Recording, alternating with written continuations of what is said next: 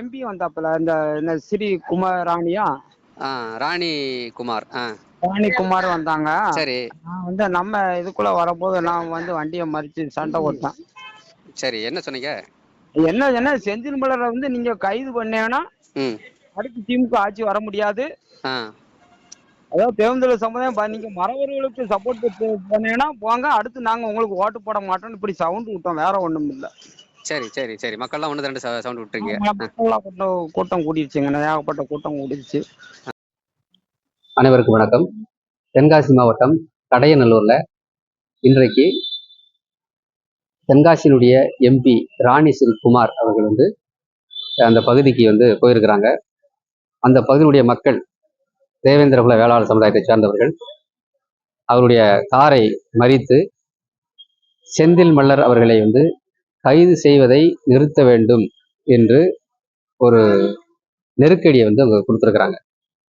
அப்படி கைது செஞ்சீங்கன்னா நாங்கள் திமுக புறக்கணிப்போம், ஓட்டு போட மாட்டோம் என்றெல்லாம் அந்த மக்கள் பேசியிருக்கிறாங்க. தொடர்ச்சியாக நடைபெறுகின்ற இந்த படுகொலையை கண்டித்து அவர் பேசியிருக்கிறாரு.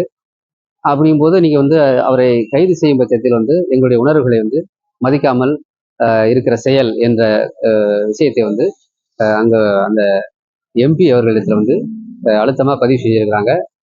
அதோடு பல்வேறு இடங்களில் இந்த தேவேந்திர குல வேளாளர் சமுதாயத்தை சார்ந்தவர்கள் இந்த மாதிரியான மல்லரை கைது செய்யக்கூடாது என்கின்ற அந்த கோரிக்கையோடு மக்கள் திரளாக இருக்கிறார்கள். கண்டன போஸ்டர் வேறு அடித்து ஒட்டுவதற்காக இருக்கிறார்கள். செந்தில் மல்லர் அவர்கள் இப்பொழுது இன்னும் கைது செய்யப்படவில்லை. ஆனால் கைது செய்வதற்கான வேலைகள் மும்முரமாக நடந்து கொண்டிருக்கிறது. எப்போது வேண்டுமானாலும் அவரை கைது செய்யலாம் என்கின்ற சூழ்நிலை தான் இருக்கிறது.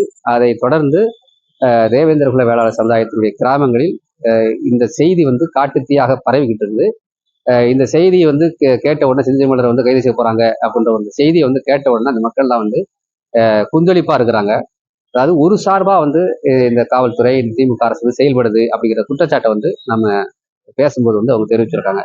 அதாவது ஒரு சமுதாயத்துக்கு எதிராக மட்டுமே நீங்க கைதையும் அடக்குமுறையும் நடத்திக்கிட்டு இருக்கீங்க, ஆனா இன்னொரு தரப்பினரை நீங்க குளிர்விக்கும்படியாக அது இருக்குது அப்படின்ற அந்த குற்றச்சாட்டையும் வச்சிருக்கிறாங்க. இது இன்றைய நிலைமை. பல ஊர்களில் அரசு எந்திரங்கள் யாரும் உள்ள வரக்கூடாது அப்படிங்கிற ஒரு சூழ்நிலையும் எடுக்கதா இருப்பதாக அந்த பகுதியுடைய மக்கள் நம்ம தெரிவிச்சாங்க. இதுதான் இன்றைய நிலைமை. ராணி ஸ்ரீ குமார் அவர்களை தென்காசி எம்பியை ஊருக்குள்ள வரக்கூடாது என்று சொல்லி அந்த மக்கள் ஒரு போராட்டம் நடத்தியிருப்பது பரபரப்பை ஏற்படுத்தியிருக்கிறது. நன்றி.